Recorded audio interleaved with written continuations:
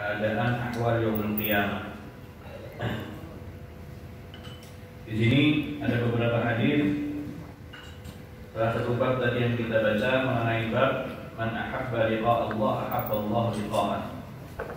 Barang siapa yang cinta dan juga suka dengan perjumpaan Allah Subhanahu wa taala, maka Allah pun akan suka dan juga cinta dengan perjumpaan tersebut. Di dalam hadis ini yang diriwayatkan oleh Ubadah bin Samit, di situ Rasulullah SAW mengatakan, man ahabba liqa Allah ahabba Allah liqa'ah, wa man kariha liqa Allah kariha Allah liqa'ah. Barang siapa yang suka dengan berjumpa dengan Allah Subhanahu wa taala, yang artinya dengan datangnya kematian, maka Allah pun akan suka dengan perjumpaan tersebut. Dan barang siapa yang tidak suka dengan datangnya kematian, maka Allah pun tidak suka dengan berjumpa dengan hamba tersebut. Maka Siti Aisyah ataupun salah satu daripada istri Rasulullah SAW, beliau mengatakan kepada Rasulullah SAW, inna lanakrahul maut. Kita manusia ini semuanya tidak suka dengan kematian. Dan bagaimana daripada hadis tersebut? Apakah kita tergolong orang yang tidak disukai oleh Allah Subhanahu wa taala perjumpaannya? Maka di situ Rasulullah SAW mengatakan laisa dzaki, bukan seperti itu maksud daripada hadis tersebut.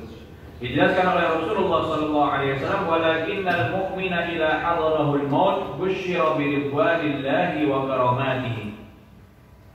Ketika seorang hamba yang mukmin beriman kepada Allah Subhanahu wa taala, ketika ajalnya tiba menjelang kematian, wafat, maka banyak sekali kabar gembira yang mengabarkan kepada hamba tersebut daripada ridwannya Allah Subhanahu wa taala, kemuliaannya Allah Subhanahu wa taala, sehingga hamba tersebut ketika dalam keadaan sakaratul maut sudah ditunjukkan oleh Allah Subhanahu wa taala kebahagiaan yang nantinya akan didapatkan.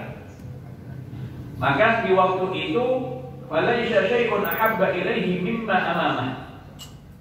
Tidak ada sesuatu yang paling disukai oleh hamba tersebut kecuali yang ada di hadapannya itu, yang ditunjukkan oleh Allah Subhanahu wa taala ketika dalam keadaan sakaratul maut. Maka di waktu itu hamba tersebut cinta dan suka dengan adanya kematian dan suka dengan perjumpaan dengan Allah Subhanahu wa taala, dan Allah pun akan membalas dengan sukanya Allah Subhanahu wa taala, cintanya Allah Subhanahu wa taala kepada perjumpaan hamba tersebut. Kecintaan Allah Subhanahu wa taala digambarkan dengan kasih sayangnya dan juga keridhaannya kepada hamba tersebut. Dan sebaliknya, ketika orang yang kafir tidak beriman kepada Allah Subhanahu wa taala, ataupun orang mukmin tetapi dirinya penuh dengan dosa, maka ketika ajal itu datang, busyira bi'adabillahi wa 'uqubatih.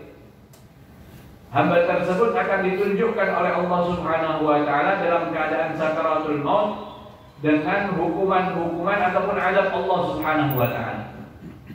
Sehingga di waktu itu dirinya tidak membenci sesuatu melebihi daripada apa yang dihadapannya.